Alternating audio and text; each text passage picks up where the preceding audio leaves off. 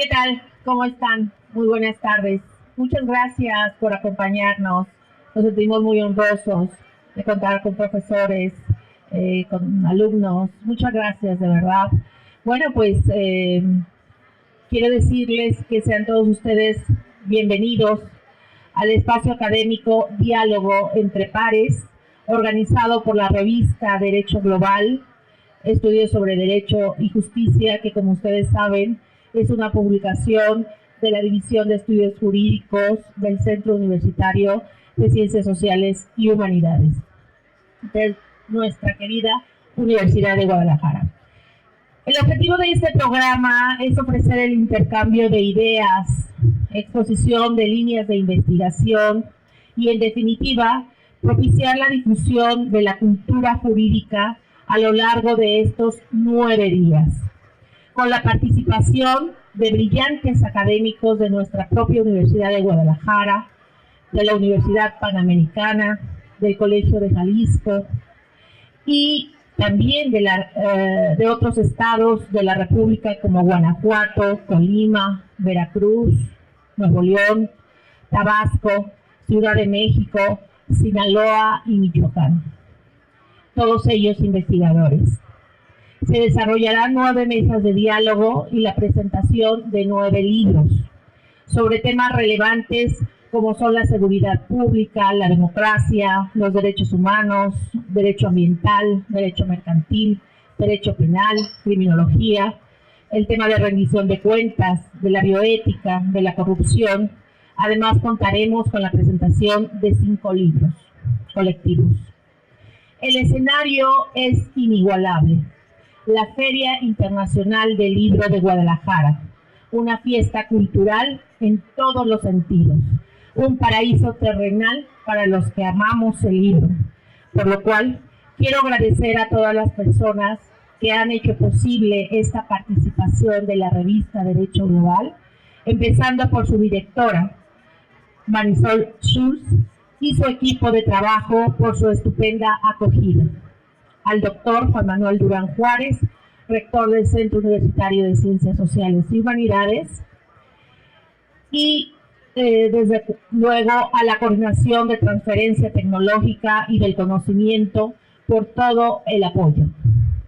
No obstante, lo más significativo para mí participar en esta Feria Internacional del Libro de Guadalajara es el estar presente y sumarme al gran trabajo y esfuerzo que significa el calificativo de la mejor feria del libro del habla hispana, la cual, en su 37 edición, brindamos un merecido homenaje a su creador, licenciado Raúl Padilla López. Celebramos la FIL, querido Raúl, honrando tu memoria. Muchas gracias a todos ustedes.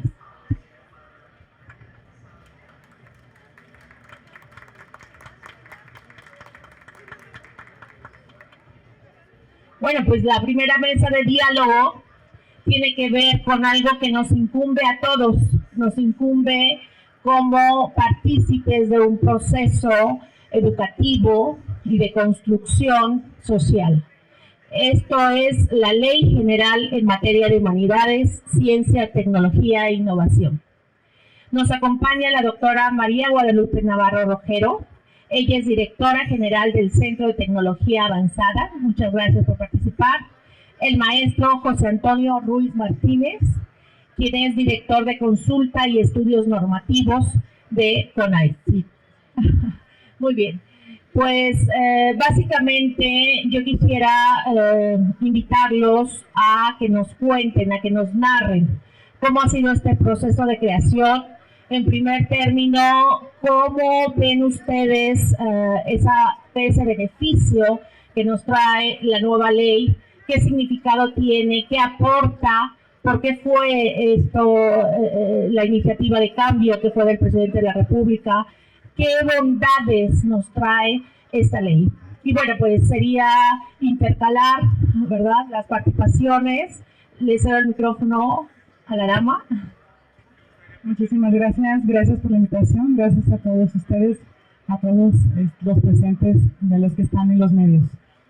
Bueno, desde mi perspectiva, yo creo que la nueva ley trae un fundamento muy claro. Todos tenemos el derecho a la ciencia, a la tecnología y la innovación. Ese es un derecho humano. Este derecho humano viene desde un tratado internacional. Este tratado internacional se realizó el 22 de noviembre de 1969, en donde México participa, y desde ahí se buscaba que toda persona tuviera un progreso, que fuera progresivamente desarrollado. Ahora, en el año 2019, el licenciado Andrés Manuel López Obrador, primero que nada, realizaron una reforma junto con el Poder Legislativo, una reforma al artículo 3, en donde se menciona claramente que todo ser humano que esté en este territorio tiene derecho a la ciencia, a la tecnología y a todos sus desarrollos. Eso nos da un precedente, para lo cual CONACYT inicia todo un proceso que no fue tan simple, fue un proceso que se llevó años, en donde participamos muchísimas investigadoras y investigadores de toda la República. Muchísimos parlamentos, muchísimas discusiones. Esta ley es la voz de todos nosotros.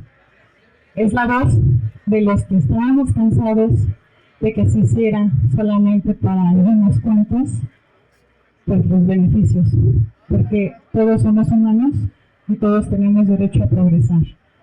Entonces, para mí, en lo personal, es un gran paso que han hecho desde 1969, porque ya se está concretando, ya se está realizando algo con fondo. Ahí no queda. CONACYT empezó a hacerlo. Y el 8 de mayo se crea la primera ley de ciencias, humanidades, tecnología por parte de CONACYT. Ahora, todos los centros públicos tenemos que apoyar, y no nada más los centros públicos que pertenecemos a CONACYT, sino todos los centros públicos, estatales, las instituciones, todos los que quieran desarrollar ciencia. Entonces, para mí, lo principal es que es un derecho humano. Muy bien. Entre las bondades que nos cuenta, licenciado. Muchas gracias. Yo antes que nada, agradecer este espacio, ¿no?, que se les puede dar al Consejo para hablar, para difundir los contenidos de la Ley General en materia de humanidades, ciencias, tecnologías e innovación. Es desde luego un avance en temas de derecho, la primera vez en México que se refiere en una ley el derecho humano a la ciencia con esa claridad, ¿no? Teníamos, como ya dijo la doctora, referencias del derecho internacional al derecho a gozar de los beneficios del desarrollo de la ciencia y el desarrollo de la tecnología, pero no teníamos en el derecho nacional una referencia de ese tipo, sino hasta la reforma del 15 de mayo de 2019, que se modifica la fracción quinta del artículo 3 para incluir precisamente ya con todas sus letras este derecho humano a la ciencia, y que ahora en la Ley General en materia de humanidades, ciencias, tecnologías e innovación pues se desarrolla, ¿no? Se establecen sus principios, las obligaciones que tiene el Estado para tutelar este derecho. Yo creo que en ese sentido la ley por sí misma es un avance en la materia a nivel internacional, es una ley de vanguardia que establece con claridad cuáles son las obligaciones del Estado, los alcances del derecho humano a la ciencia, que se tiene que salvaguardar el desarrollo científico, tecnológico, de innovación en las áreas estratégicas del desarrollo nacional.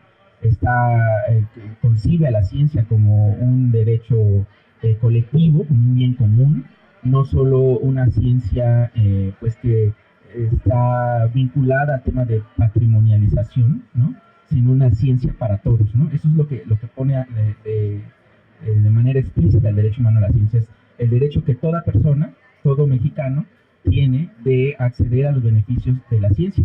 Uno de los beneficios ya en concreto, diría yo, con motivo de la pandemia, pues es el acceso a vacunas, por ejemplo, ¿no? Las vacunas son un desarrollo tecnológico, se requiere de un esfuerzo colectivo, un esfuerzo social, un cúmulo de infraestructura, de esfuerzos personales, colectivos de la sociedad para lograr ese tipo de desarrollos tecnológicos.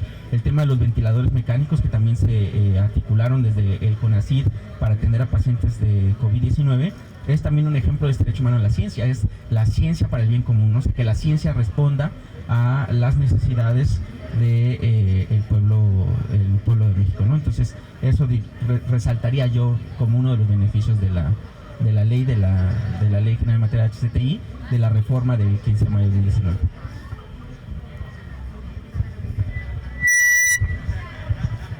Me dicen que hay que subir un poco el volumen. Aquí está. ¿Quieren venir a subirlo, por favor?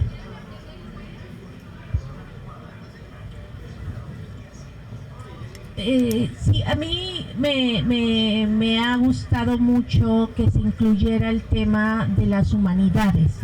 Finalmente la ciencia, hay ciencias exactas, pero también se reconoce esas ciencias sociales.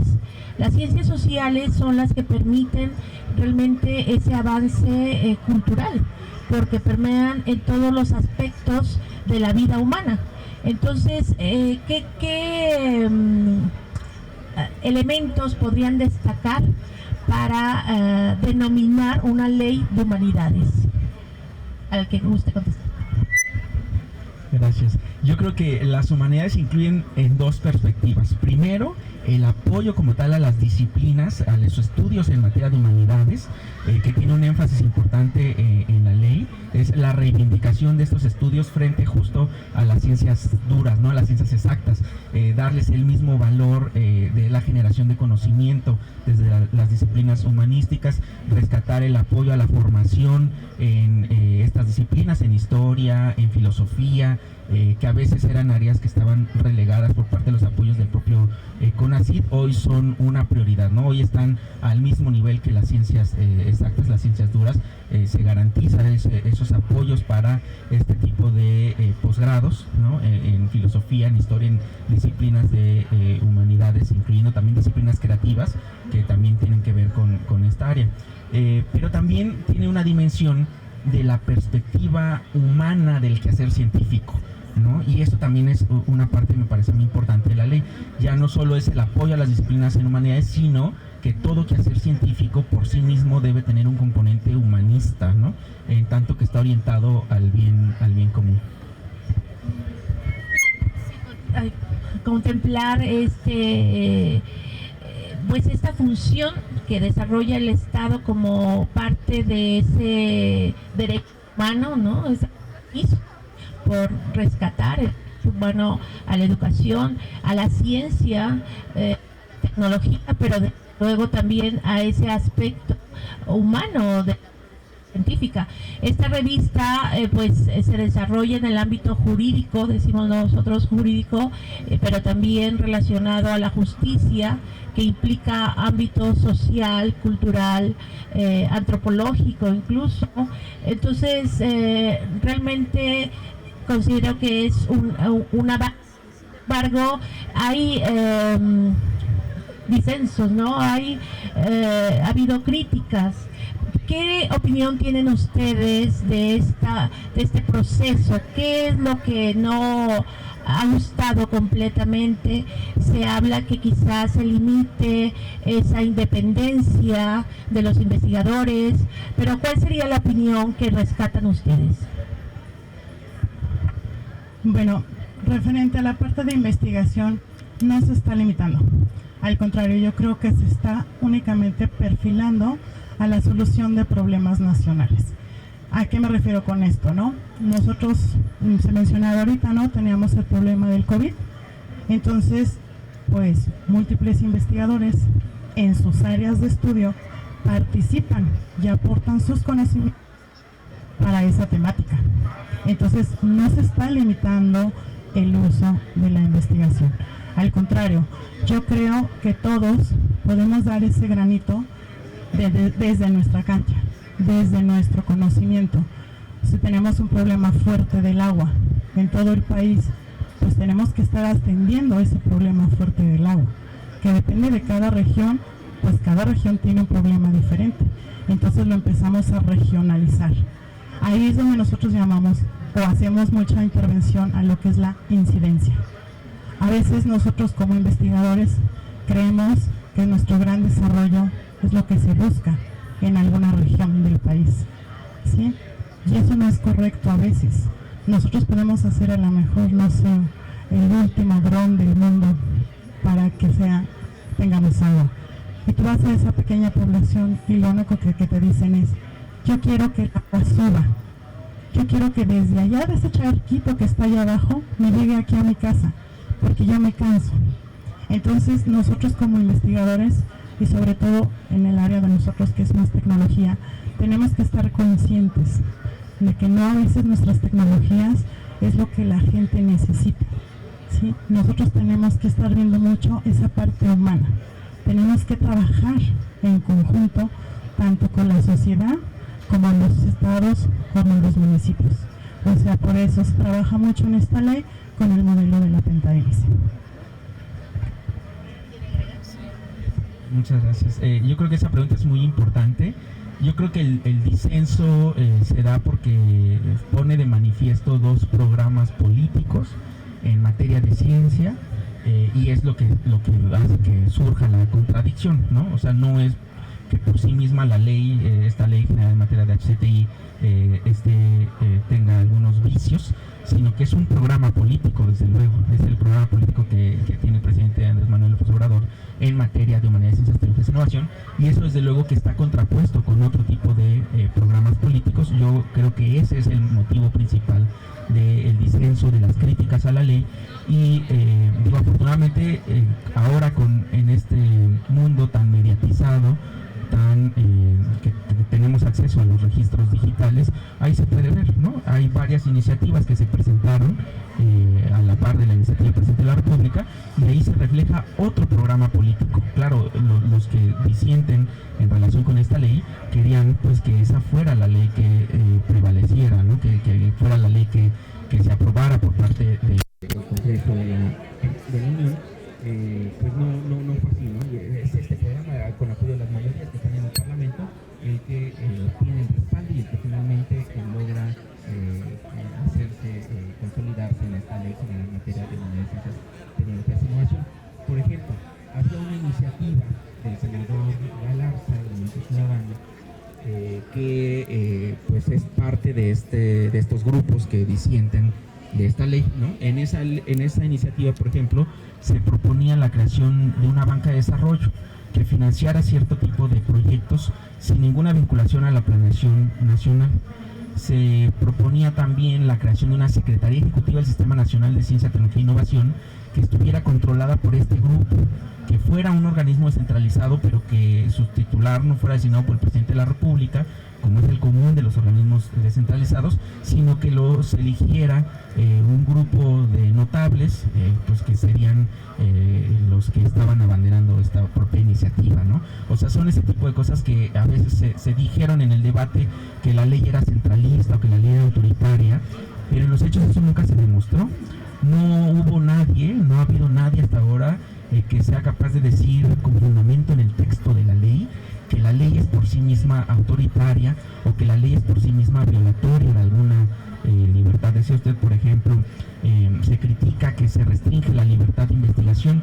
Yo invitaría a todos a que consulten el artículo 7 de la Ley General en materia de HCTI. No la violenta la libertad, al contrario, hay un artículo explícito en la Ley General de HCTI que garantiza la obligación de las autoridades del Estado mexicano de respetar precisamente eso, la libertad de cátedra, la libertad de reunión, el juicio técnico independiente que deban tener los investigadores por la propia naturaleza de la profesión, que puedan con base en su trayectoria académica, en los análisis que realicen, pues llegar a una conclusión estrictamente técnica, ¿no? Esa independencia de juicio técnico hoy está garantizada en la Ley General de Humanidades, Ciencias, Tecnologías e Innovación.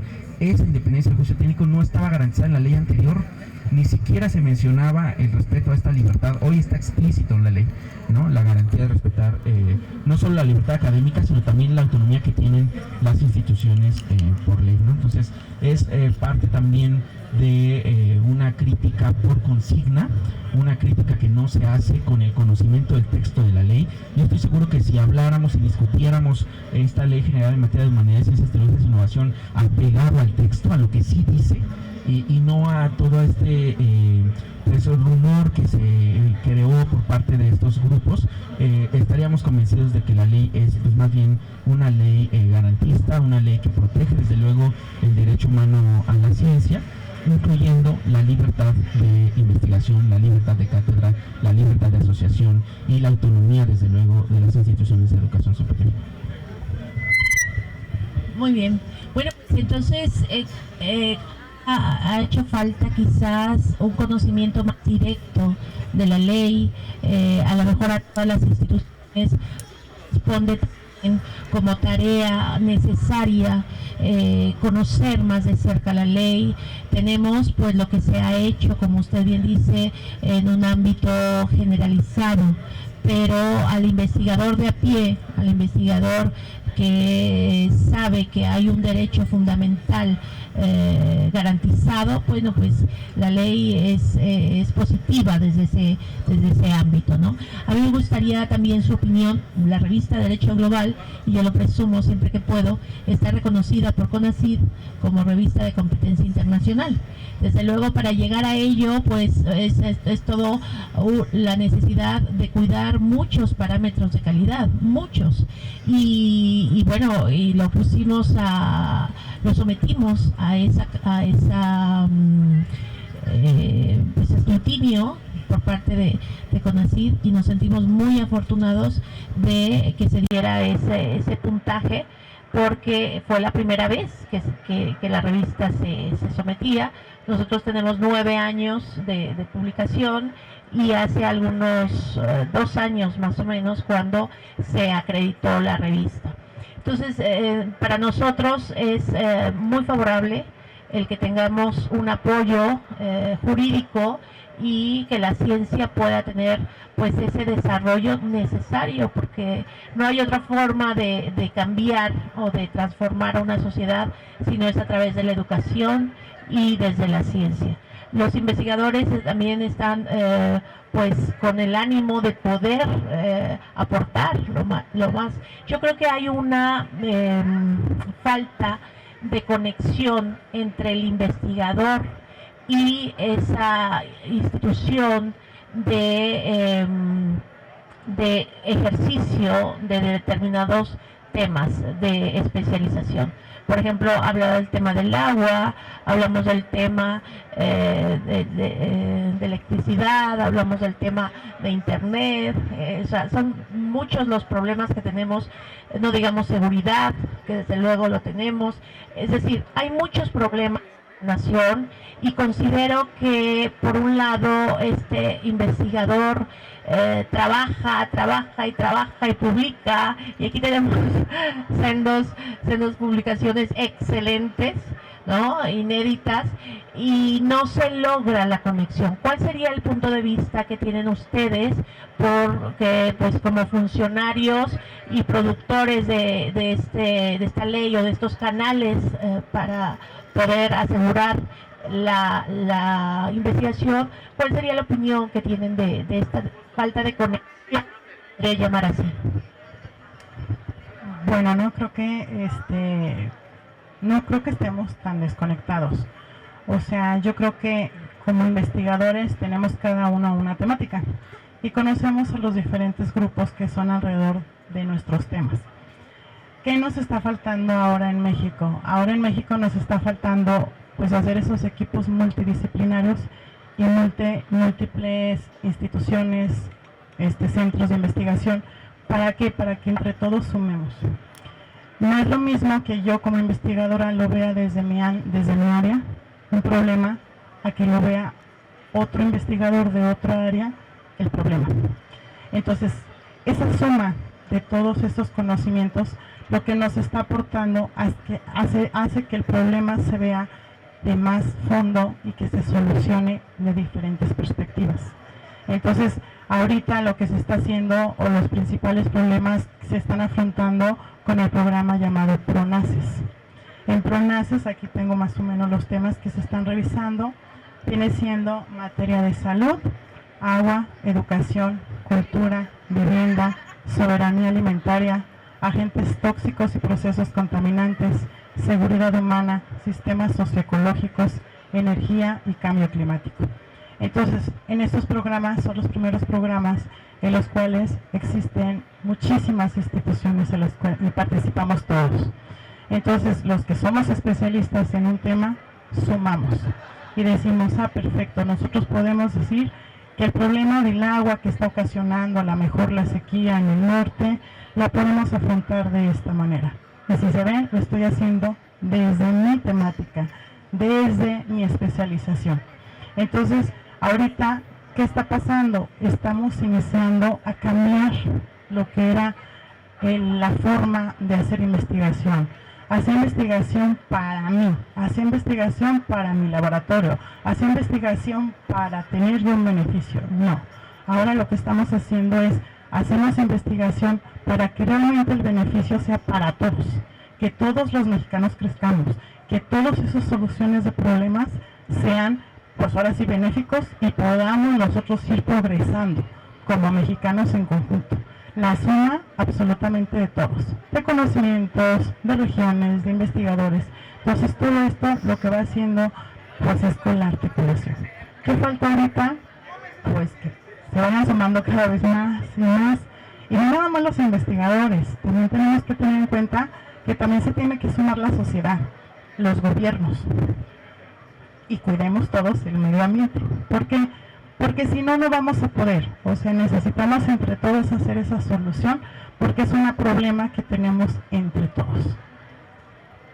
Sí, encuentro un cambio de paradigma, ¿verdad? Es algo pues radical.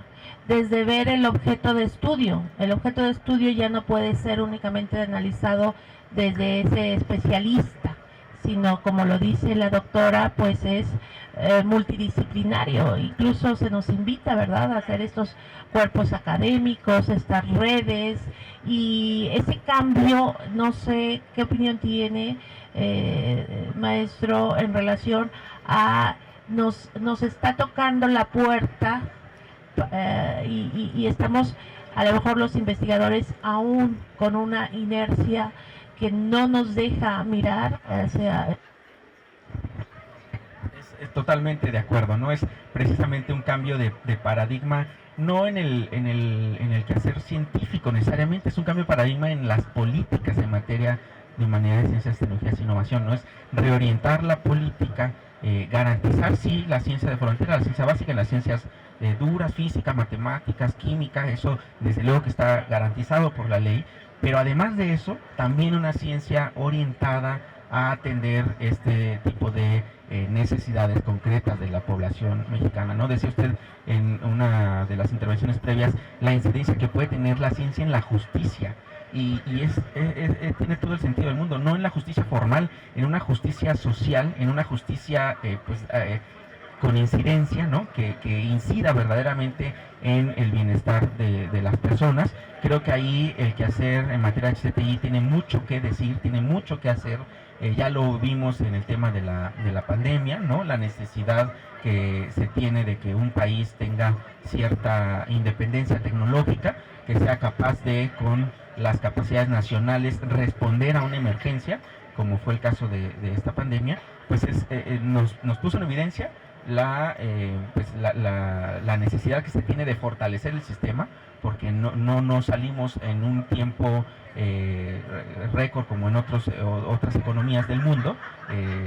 Nos costó, a pesar de todo este desgaste que tenía ya, o este desmantelamiento del Sistema Nacional de Ciencia, Tecnología e Innovación, a pesar de ello, se pudieron sumar muchos esfuerzos, que son esfuerzos de las y los tecnólogos, las y los científicos, articulados sí por CONACYT, pero el esfuerzo es de ellos, ¿no? Entonces, el CONACYT es este esfuerzo de articular y de, pese a ese reto, pues sí responder en un tiempo medianamente óptimo, ¿no? Que permitió atender con estos ventiladores a pacientes de COVID y que ahora también nos tiene ya con el tema de una vacuna de refuerzo para el tema de COVID-19, ¿no? ¿Qué tanto hace posible esta ley la participación de los científicos, de los investigadores? Porque eso también ha sido otro tema. Parece que se desvaneció por ahí esa fórmula que se tenía de integración y ahora se cree que tendrá poca voz, poco voto, y quizá este cambio de paradigma, como yo quería reflejar, de que nos tocan la puerta, es decir, ya llegó, ya está aquí y ahora pues cámbiale a tu sistema y bueno, muchos ya somos investigadores de cierta edad en donde los cambios decimos, bueno, pues explícame primero, ¿no? ¿Por qué y cómo y tal? Entonces, la pregunta sería en concreto, ¿cómo resuelven ustedes ese tema de que participe el investigador y que realmente sienta suya esa ley? Bueno, yo creo que hay varios puntos, ¿no? O sea, nosotros como investigadores, pues el hecho de participar en algún proyecto, pues realmente ya nos hace parte del proyecto. Una de las ventajas que ahorita como investigadores vemos, pues es al contrario, ¿no? Podemos participar en mucho más proyectos, podemos, pues ahora sí, utilizar infraestructura de todos lados, o sea, de todos los centros, de todas las instituciones. Antes pues no se podía, ¿no? Porque tendrías que ver si el investigador te prestaba su microscopio o te prestaba su equipo o su laboratorio, porque era su laboratorio, no era un laboratorio que era para todos. Ahorita es al contrario, ¿no? Todos estamos abiertos, todos estamos con ese afán de sumar. Entonces la voz de los investigadores sí se escucha. Yo creo que ahora existimos más investigadoras, investigadores que alzamos la mano, que queremos participar no solo en un tema, sino que queremos participar en varios temas. ¿Por qué? Porque el problema nos interesa, porque queremos a lo mejor pasar esa ciencia de frontera, queremos competir a nivel internacional. Entonces, antes, pues a lo mejor no nos dejaban, o sea, desde mi punto de vista es completamente diferente. Antes había muchísimos peros, antes había muchos grupos, que si tú no pertenecías a ese grupo, no crecías. No podías hacer absolutamente nada, tenías que ser el conocido del conocido del conocido del grupo para que tú pudieras subir. Ahorita, pues se ve muy claramente, o sea, en el SNI, ¿cuánta gente ha entrado en el SNI? Antes, por ejemplo, el área tecnológica, pues sí, se decía que era reconocida, pero nunca se reconocían los desarrollos tecnológicos, porque no hacíamos lo mismo que un investigador cuando nosotros a lo mejor aplicábamos. Es diferente la generación de conocimiento, pero ese incremento en el SNI, ese incremento en la participación, en donde también como mujeres también nos están incluyendo más, ¿sí? O sea, esa parte yo creo que hay que sonarla, y al contrario, no estamos a un lado los investigadores y las investigadoras, no, al contrario, ahorita se escucha más nuestra voz, se escucha más nuestra opinión, participamos más. Muchas gracias. Sí, yo diría que esto se responde con un cambio también de paradigma en la forma de participar en el Sistema Nacional de HCTI. Desde luego ya no hay una asociación civil como no era el Foro Consultivo Científico y Tecnológico, que se arrogaba la voz de la comunidad. Yo estoy seguro, doctora, que a usted nunca la consultaron, seguramente a nadie de aquí consultaron, pero se decía que era la voz de la comunidad académica, de la comunidad de HCTI, ¿no? Entonces, a mí me parece que migramos de una ficción, de una participación ficticia, de órganos que estaban, pues, en el mejor de los casos, sobre representados, porque si era un grupo, o sea, ese grupo es real, es concreto, es un grupo de personas, de políticos, le digo yo, políticos de la ciencia, porque tienen muchos años que dejaron de hacer ciencia, pero han estado más bien en la política de la ciencia, ¿no? En la dirección del CONACYT, en las direcciones del CONACYT, o en algún otro cargo, ¿no? Pero ya no en el quehacer propiamente académico. Entonces, este grupo de políticos de la ciencia era el que tenía en efecto tomado esta asociación civil. Eso, desde luego, ya no está previsto en la ley. Ahora hablamos más bien de una democratización del Sistema Nacional de Ciencia, Tecnología e Innovación, y eso se puede ver en varios espacios. Por ejemplo, en el Sistema Nacional de Centros Públicos hoy se creó una figura que algunos centros que tenían ya esta vocación democrática habían alcanzado a garantizar en sus instrumentos jurídicos de cada centro una asamblea del personal científico y tecnológico. Es un espacio de participación directa. Ahí los académicos no tienen representantes. Ellos directamente hablan con la autoridad del centro y el director del centro está obligado a presentarles un informe de sus actividades, de sus resultados y a consultar pues algunas decisiones importantes para el centro, ¿no? Eso es por sí mismo ya un cambio radical en el Sistema Nacional de Centros Públicos, ¿no? Garantizar, reconocer esta figura en la Ley General en materia de HCTI está cambiando, está transformando la vida al interior de los sistemas, de los centros públicos de investigación, pero también está contemplado que las leyes locales, porque esta ley general, también eso quisiera yo resaltar en esta oportunidad, es la primera ley general en materia de HCTI. ¿Qué quiere decir eso? Usted lo sabe. La ley general establece las bases comunes para los 3 órdenes de gobierno. Eso no existía antes, estaba una ley federal y cada estado, si bien podía o no tener una ley local de ciencia y tecnología, hoy tenemos un marco jurídico común, que es eso, la ley general es eso, no es que se esté imponiendo nada a los estados tampoco. Es la tendencia además, ¿no? Hay varias leyes generales en el marco jurídico mexicano, y esta ley hace eso. Entonces, una de las disposiciones de la ley establece que las legislaturas locales tienen que prever órganos de consulta en cada estado, órganos de consulta de participación directa de las comunidades de HCTI en la política de ciencia, tecnología e innovación. Es decir, en vez de tener un solo órgano nacional que se arrogaba la voz de toda la comunidad del país, hoy deberíamos tener, conforme se vaya implementando la ley general, conforme las propias legislaturas locales vayan generando sus leyes de HCTI locales, generando este tipo de órganos, ¿no? Garantizando este tipo de órganos donde se pueda ya tener esta participación directa de las comunidades en el quehacer de HCTI. En el caso del CONACYT también tiene un órgano así, que es el órgano interno consultivo, que se conforma igual directamente por la participación de académicos, humanistas, científicos, tecnólogos, innovadores que puedan aportar a las políticas de HCTI, ¿no? Entonces es migrar de un esquema, yo diría, de lobby, ¿no? De lobby político a un esquema de participación directa, concreta, ¿no? O sea, ¿qué sí tienen que decir los académicos en relación, por ejemplo, con los PRONACES, ¿no? O sea, los PRONACES tienen toda esta lógica. No los creó CONACYT desde la cabeza del sector, es un trabajo articulado en las propias comunidades que CONACYT recoge y entonces articula también, ¿no? Pero nace de las propias comunidades y es un tanto eso lo que promueve esta ley al democratizar el sistema de HCTI, ¿no? Sería muy rápido hablar de cómo ha transcurrido el tema de las PRONACES. Sería muy rápido dar una tipo estadística de participación, de grado de efectividad o algo de eso. Pues ya hay resultados muy efectivos. Yo creo que existen ya muchos, pues ahora sí que trabajos. No te digo el 100% completos porque algunos de ellos todavía han sido como muy diagnósticos. ¿Por qué? Porque pues tendríamos que empezar con algo, ¿no? Cada uno de los problemas que se estableció, como se menciona, pues es el sentir, a lo mejor, de determinados puntos, determinados focos. Ahorita ya con todos estos pequeños puntos, pues hizo un diagnóstico general, pero ya en algunos PRONACES ya se está actuando, ¿sí? Pero no se actúa de manera sola como investigadores, sino ya va en conjunto con nosotros el gobierno municipal, el gobierno estatal, la sociedad. Y por ejemplo, pues ahí les puedo poner un ejemplo muy claro, ¿no? Aquí en Jalisco nosotros estamos participando en un proyecto que se llama Microredes para la parte de energía.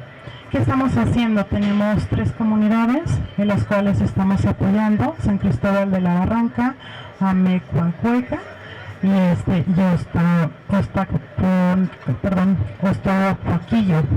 Son 3 comunidades de aquí de Jalisco en donde se está instalando o se está revisando o se vio cuál era la mejor energía para estas comunidades. El problema no terminó ahí, porque el principal problema de no tener energía era que la gente no podía tener agua. Entonces, si se fijan, o sea, nosotros pues íbamos a ver cuál era la mejor energía para cada una de las poblaciones para que ellos pudieran tener, pues ahora sí que energía eléctrica. Cuando hemos estado participando cada una de estas comunidades, escuchando a la gente, yendo a casas, viendo con los municipios, viendo con el Estado, pues nos estamos dando cuenta que la gente lo que busca es energía para tener agua. Entonces ya el problema ya no nada más es energético, sino ya también va a ser hídrico. Entonces participar con las comunidades, con la sociedad, participar con los municipios, que también es un problema pues fuerte, ¿no? Porque los municipios cambian muy rápido. Entonces a lo mejor yo como presidenta municipal, pues quiero desarrollar o quiero solucionar un problema, se me acaba el tiempo. Y el que viene pues no tiene la misma pensar que nosotros. Entonces el poder lograr que un proyecto se quede es un gran reto que tenemos. Eso nosotros lo llamamos incidencia, pero incidencia que transcurra muchos años. Nosotros estamos trabajando justamente en estas poblaciones desde los niños. A los niños les estamos enseñando para que ellos sean los que continúen con el proyecto que empezaron sus papás o sus abuelos. Porque si no, no vamos a tener esa incidencia. Hacemos, como siempre, a tener un problema de manera inmediata. A lo mejor poniendo un poco la parte de partidos políticos, cuando no debe ser así. El progreso de México debe ser para la sociedad. Entonces, el lograr hacer el hecho de llegar a hacer esa incidencia fuerte es uno de los grandes retos que tenemos en México. Sí, bueno, yo coincido totalmente de que incluso el gobernante quizá no tiene ese problema, entonces muchas veces no lo ve, sino es la sociedad, ¿no?, la que lo sufre. Ojalá esa incidencia no pase de padres a hijos, porque entonces quiere decir que no se ha resuelto, ¿no?, en muchos años. Exacto. Entonces sería tratar de bueno, pues en un determinado tiempo, pues el proyecto tiene que dar resultados, ¿verdad? Hablando de esos resultados, les preguntaría ahora, ¿qué hay del presupuesto para ciencia y tecnología? Se decía mucho que querían, ¿verdad?, que llegara al 1% del Producto Interno Bruto. ¿Qué hay? ¿Cómo podríamos, cómo puede cambiar y transformar una sociedad, sobre todo con esos esfuerzos que se están haciendo para buscar desde el ciudadano de a pie, con el problema real, pues guiar y conducir la investigación científica del país como una política pública? ¿Qué hay para brindarles ese apoyo? Y bueno, pues que el dinero es necesario, ¿verdad? Sí, muchas gracias. La ley ahora establece que el presupuesto tiene que ser progresivo e irreductible, ¿no? O sea, esa ya es una garantía que está hoy en la Ley General de Materia de CTI. No era así antes. Antes los presupuestos, ustedes pueden ver el histórico del ramo 38, que es el que corresponde al CONACYT, pues en unos años se pueda tener un incremento considerable y después venía el declive y luego volvía a subir y después venía el declive. Entonces era una oscilación que pues además impactaba en la planeación y en la ejecución de las políticas públicas. Porque no se puede estar desarrollando una política pública si en un año tienes un presupuesto óptimo y al siguiente no, y luego te dan un incremento, pero al siguiente no. Entonces hoy lo que sí garantiza, y que es una tendencia que por lo menos en esta administración se ha mantenido, ¿no?, el que haya un incremento sostenido del presupuesto, hoy está garantizado en la ley. La recomendación del 1% es para la economía en su conjunto, y a veces eso se ha malentendido. ¿no? A veces se espera que esta aportación la haga necesariamente el sector público, y ahí es donde pues como economía no hemos logrado dar ese paso.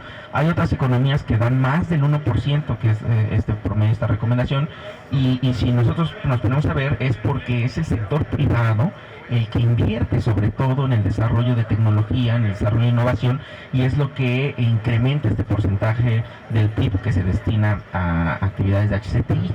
Pero si se espera que solo sea el gobierno el que ponga ese recurso, pues es una presión de gasto significativa, ¿no? O sea, esa no es la recomendación internacional. La recomendación internacional es que sea el Estado en su conjunto, la economía en su conjunto, incluyendo el sector privado, el que podamos alcanzar el 1%. Entonces, pues hace falta mucha mayor inversión de la iniciativa privada para poder remontar esos números, estas estadísticas que tenemos en el caso mexicano, pero también hace falta que los gobiernos de las entidades federativas también se dediquen a invertir más en ciencia, porque si está este mito de que el 1% lo tiene que poner el gobierno, también dentro de ese mito está de que el 1% lo debe poner la federación. Entonces, hoy para 2024 hay alrededor un poquito más de 148,000 millones de pesos de todo el anexo 12 que contempla todo el gasto o el presupuesto de la Administración Pública Federal en materia de HCTI. Eso desde luego que no está ni cerca del 1% del PIB, y eso que es la inversión del gobierno federal, pero a eso habría que sumarle la inversión que puedan hacer los gobiernos de las entidades federativas, y sobre todo la inversión que puedan hacer pues las empresas, la industria, el sector privado, no para desarrollar tecnología para el bien común, sería ya eso mucho pedir, ¿no? Que inviertan en sus propios procesos, que innoven en sus propios procesos, de eso es lo que se trata, ¿no?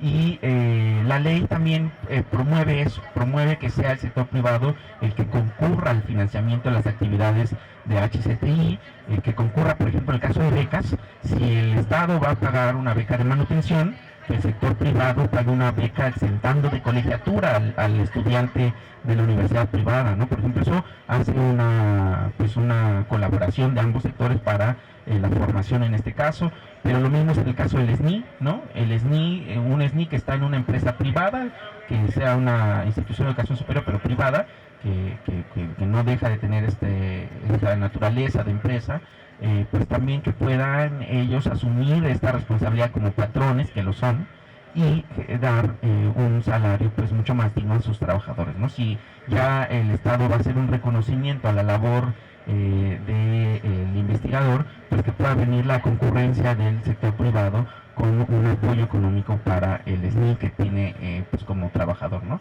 Pero también se pueden apoyar proyectos en concreto donde haya una concurrencia del sector privado. Eso también está previsto en la ley.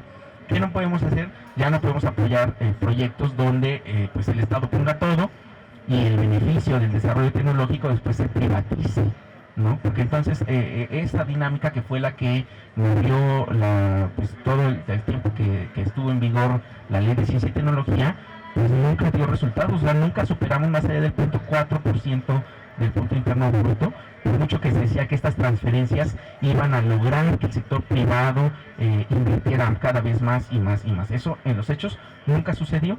En los hechos siempre estuvimos en el mismo nivel, el sector público dejando de invertir en temas que son de interés público y que sí tendría que ser obligación del Estado, tratando de motivar o incentivar a los privados para que si invirtieran más en sus propios procesos, pues fue un juego de perder, ¿no? O sea, ni invertimos donde sí teníamos la obligación de invertir, ni incentivamos a los que queríamos incentivar con ese ejercicio, ¿no? Bueno, pues ahora que lo escuchaba, yo decía, bueno, creo que no me voy a meter aquí en problemas, pero la Universidad de Guadalajara está bastante castigada, ¿no? Con el presupuesto. Yo he escuchado al rector general y hay esquemas en donde dice que lo que aporta la federación con relación a lo que aporta el Estado, etcétera, es realmente pues un poco triste saber que en una universidad pues con tan grande y con tanta producción, porque tenemos también un número considerable de miembros del Sistema Nacional de Investigador, el presupuesto sea bajo, ¿no? Entonces quizá de esas políticas de transformación que se están dando, que ustedes están incentivando, incluso creando, pues un punto podría ser ver ese presupuesto con relación a otros parámetros, ¿no? Que si yo normalmente pido a mis alumnos que vean cuánto se invierte en seguridad pública, se invierte temas bueno, hoy en día de la militarización, etcétera, tal, pues es impresionante, ¿no? Los contrastes. Pero bueno, finalmente lo que tenemos, o la idea que nos podemos quedar, es que esta nueva ley nos plantea la posibilidad de un crecimiento y un desarrollo en las humanidades. Eso yo creo que es algo muy positivo, porque se incluye este aspecto del desarrollo humano, pero también de la ciencia en humanidades. Eso yo creo que podría ser. Y yo les pediría sus conclusiones para dar uso a un par de preguntas que tengan los jóvenes. Gracias. Muchas gracias. Bueno, mis conclusiones sobre la ley. La ley pues ahorita realmente va rápido, vamos iniciando, se ha hecho bastante articulación, se ha enfocado a problemas nacionales, se está acercando también a la parte empresarial, no se está dejando a un lado, al contrario, estamos con el modelo, como les comentaba, de la pentahélice. ¿Qué sigue? Pues sigue la articulación, sigue el creer unos con otros, el sumarnos, el que vaya creciendo, el realmente hacer esos grupos multidisciplinarios que nos lleven a competir a nivel internacional, el no vernos como sujetos únicos, ni laboratorio, ni investigación, ni SD. Yo creo que realmente el momento de que nos articulemos, todos esos yo van incluidos en un trabajo en equipo. Entonces hay que dejar un poquito al lado eso y realmente confiar en que lo que vamos a realizar es para el bienestar de todos nosotros, es para el bienestar de México, es para el bienestar de nosotros como investigadoras y como investigadores, es el crear con una finalidad, es el creer que realmente sí se puede uno trascender y no en un artículo, sino trascender realmente en donde lo necesita la gente, en esas sonrisas, en esos niños, en esas personas que requieren de nuestros conocimientos. Ahí realmente es trascender, hacer algo por alguien y realmente lograr, como te había comentado al inicio, ese progreso humano, ese derecho humano a que la ciencia sea para los humanos, no para nadie más. Sería todo en parte. Muchas gracias. Muchas gracias, doctora María Guadalupe Navarro Rogero. Cedo el uso de la voz al maestro José Antonio Ruiz Martínez. Sí, mi conclusión sería que conozcan la ley. Es más bien una invitación a estudiar el texto de esta nueva Ley General en materia de humanidades, ciencias, tecnologías e innovación, a escribir sobre ella, a dialogar con ella, a compararla con otras legislaciones en el mundo que hay en materia de ciencia, tecnología e innovación, de humanidades, con los tratados internacionales, en un espacio como este que es la revista de Derecho Global. Creo que es más pertinente, ¿no? Que estemos hablando ya de este marco jurídico mexicano que tenemos hoy, que regula las políticas de HCTI, compararla, estudiarla, revisarla, si es que se hace falta mejorar, robustecer, pues ¿por qué no también proponer iniciativas de reforma? Desde luego que es válido, ninguna ley es perfecta, al contrario es perfectible. Esta ley se construyó, yo creo, todos los que participaron en su elaboración, desde las comunidades de HCTI, pero también los funcionarios públicos del CONACYT, de los centros públicos de investigación, la propia Consejería Jurídica del Ejecutivo Federal, porque fue una iniciativa del presidente. Todos los que contribuimos en algo con esta ley, pensamos siempre en el bienestar general de la población, ¿no? O sea, con esa base, con ese anhelo, se construyó toda primero la iniciativa, y ahora la ley también con apoyo de los legisladores del Congreso de la Unión. Entonces, pues sí, la invitación a conocer en efecto el texto, a no dejarnos guiar por rumores que circularon mucho durante el proceso de elaboración de la iniciativa y ya de discusión de la ley. Todavía hoy, ¿no? La ley está impugnada, es también algo que me gustaría compartirles. Hay 2 acciones de inconstitucionalidad presentadas en contra de la ley. Afortunadamente la Corte no autorizó la suspensión con efectos generales de la ley, entonces la ley está en pleno vigor, aunque está impugnada, ¿no? O sea, está en un proceso pendiente. Existe también una controversia constitucional del Estado de Jalisco en contra de la ley. Sería bueno también analizar la controversia, ¿no? Yo invito también desde este espacio, si me lo permite, doctora, a analizar las acciones de constitucionalidad, analizar las respuestas que ha estado dando la Consejería Jurídica, el propio CONACYT, analizar la controversia desde la ciencia del derecho. O sea, veamos si en efecto sus argumentos se sostienen o no, porque justo lo que se critica en el caso de la controversia es que una ley general no puede distribuir competencias. Por ejemplo, algo tan básico que ya incluso está superado por la jurisprudencia, hoy es materia de una controversia del Estado, ¿no? Entonces, yo creo que el debate público es lo único que puede enriquecer y nos puede acercar un poco más a la verdad, ¿no? A una verdad objetiva. Pues el que podamos imponer a escrutinio público lo que nosotros acabamos de decir, lo que está aquí o el contenido en la ley, y también lo que está diciendo la oposición. O sea, que todos discutamos eso, que abiertamente y públicamente pongamos las cosas en la mesa, y desde un espacio como este, que es de estudios jurídicos, pues podamos analizar los argumentos jurídicos que hoy están pues a consideración de la Suprema Corte de Justicia de la Nación. Muchas gracias. Muchas gracias.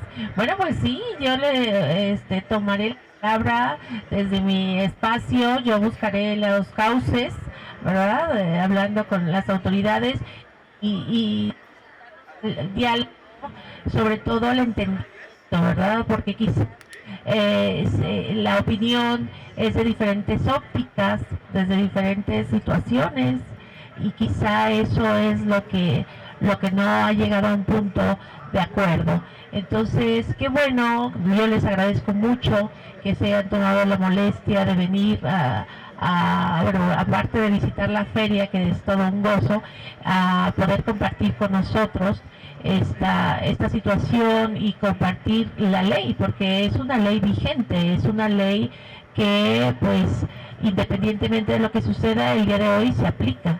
Y así lo sentimos los investigadores, así lo sienten los posgrados, así lo sienten pues todo el ámbito de desarrollo científico.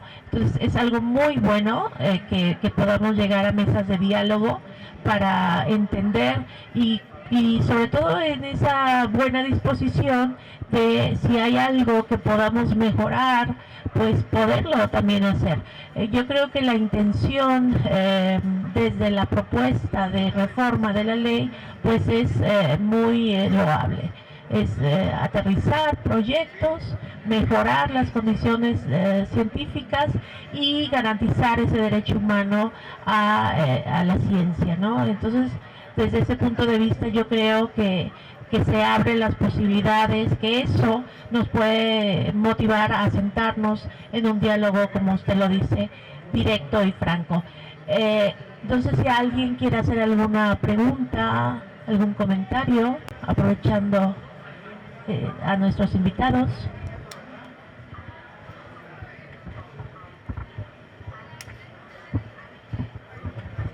Muy bien. Bueno, pues entonces damos por concluida la mesa. Les agradecemos muchísimo su presencia. Gracias.